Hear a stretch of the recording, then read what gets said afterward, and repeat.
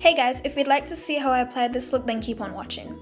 After filling in her brows and applying primer to her eyelid as well as using an eyeshadow that was the same shade as her complexion, I went into the crease using an orange-like burnt eyeshadow and it acted as a transition color. I then used a purple-like pink eyeshadow onto the outer corner of her eye and gradually went into the crease so that I could give the eye some dimension. And all products will be listed in the description box below. After, I used a clean blending brush just to ensure that the previous shadows were blended properly together and that there were no harsh lines.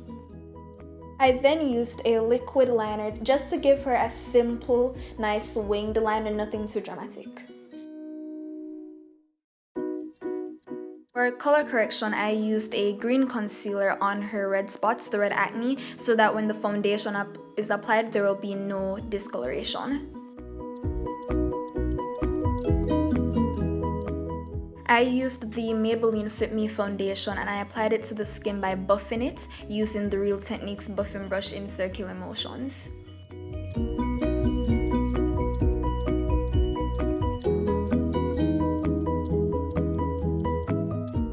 I used a small foundation brush just to ensure that the foundation was properly applied on the bridge of her nose as well as the sides between her eyes, and just to ensure that the wing was nice and sharp.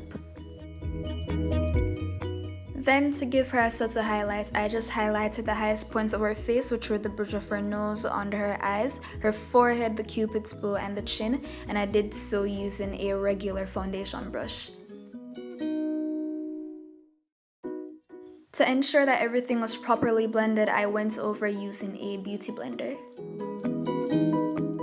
To set the foundation that was placed on her highest points, I used a yellow powder from the e.l.f. contour palette, I believe. Just remember that everything will be listed in the description box below.